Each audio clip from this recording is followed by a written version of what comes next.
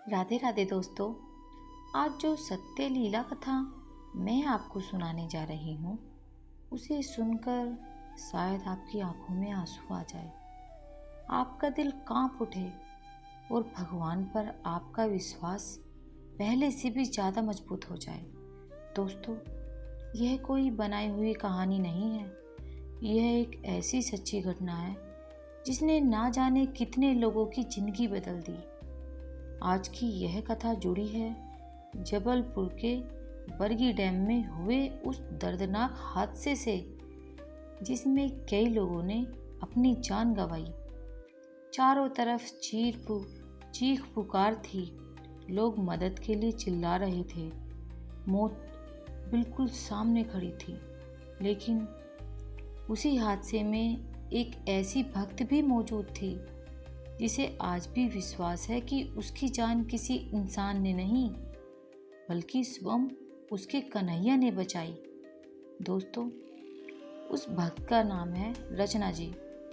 रचना जी लड्डू गोपाल की बहुत ही बड़ी भक्त हैं। वो सिर्फ पूजा नहीं करती, बल्कि अपने लड्डू गोपाल को अपने बेटे की तरह रखती हैं। सुबह उठते ही सबसे पहले अपने कन्हैया को जगाना, उन्हें नहलाना, नए कपड़े पहनाना, भोग लगाना, रात में लोरी गाकर सुलाना। उनके लिए ये सब सिर्फ नियम नहीं थे, ये उनका प्रेम था, उनका विश्वास था। रचना जी कहती हैं कि मैंने कभी अपने कन्हैया को मूर्ति नहीं माना। वो मेरे घर के सदस्य हैं, मेरे बड़े बेटे हैं। दोस्तों, जब इंसान भगवान को सच में अपना मान लेता है ना, तब भगवान भी उसे कभी अकेला नहीं छोड़ते। अब कहानी शुरू होती है उस दिन से। रचना जी का मायका जबलपुर में था। उनके चाचा के बेटे की शादी थी। घर में खुशी का माहौल था। सारे रिश्तेदार इकट्ठा हुए थे।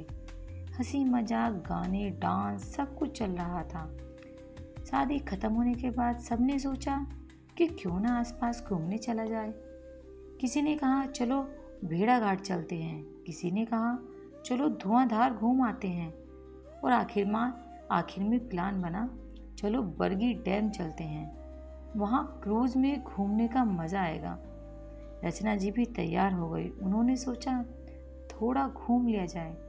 लेकिन दोस्तों, कभी कभी जिंदगी हमें वहाँ ले जाती है जहाँ हमारा भाग्य हमारा इंतज़ार कर रहा होता है। रचना जी अपने बेटे को भी साथ ले जाने वाली थी, लेकिन अचानक उनके बेटे ने मना कर दिया। उसने कहा मम्मी आप जाओ, मैं नहीं जाऊंगा। रचना जी कहती हैं कि आज मुझे लगता है कि वो मेरे कन्हैया की कृपा थी। अगर मेरा बेटा भी साथ जाता तो शायद मैं कभी खुद को माफ़ नहीं कर पाती। दोस्तों, जब भगवान रक्षा करते हैं ना, तो पहले ही रास्ते बदल देते हैं। अब सभी लोग बरगी डैम में पहुंचे।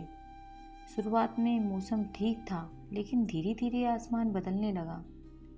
काले काले बादल छा गए, तेज हवाएं चलने लगी। वहां मौजूद कुछ लोगों ने कहा भी कि आज मौसम ठीक नहीं लग रहा, आज क्रूज में मत जाइए। लेकिन क्रूज वालों ने नहीं माना। कुछ नहीं होगा, सब ठीक है। और वही वो गलती थी जिसने सबकी जिंदगी बदल दी। क्रूज पानी में आगे बढ़ने लगी। कुछ लोग वीडियो बना रहे थे, कुछ फोटो खींच रहे थे, बच्चे हंस रहे थे। लेकिन अचानक तेज तूफान आ गया। इतनी तेज हवाएं चलने लगी कि लोग डरने लगे। पानी की लहरें इतनी ऊंची उठ रही थी जैसे समुद्र में तूफान आया हो। और फिर धीरे धीरे नाव में पानी भरने लगा। पहले लोगों को लगा सब संभल जाएगा, लेकिन कुछ ही मिनटों में चीख पुकार शुरू हो गई। लोग रोने लगे, बचाओ बचाओ। किसी को कुछ समझ नहीं आ रहा था। दोस्तों, जब सामने दिखाई देती है ना मौत, तब इंसान को सिर्फ भगवान याद आते हैं। रचना जी कहती है उस समय मुझे कुछ याद नहीं था, ना घर, ना रिश्तेदार, ना दुनिया। बस मेरे मुंह से एक ही नाम निकल रहा था, कन्हैया कन्हैया। क्रूज पूरी तरह पलट चुकी थी। चारों तरफ सिर्फ पानी और पानी ही था।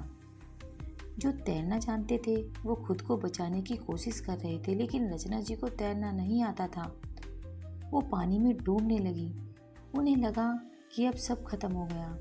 उन्होंने आखिरी बार आंखें बंद करके कहा, हे कन्हैया, अगर मेरा जीवन बाकी है तो मुझे बचा लो, और अगर मेरी मृत्यु लिखी है तो मेरे बच्चे का ध्यान रखना। दोस्तों, कहते हैं ना, सच्चे मन से निकली पुकार सीधे भगवान तक पहुंचती है।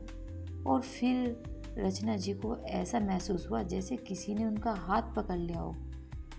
एक सांवला सा युवक जिसने उन्हें पानी से बाहर खींच लिया। रचना जी बेहोश हो चुकी थी।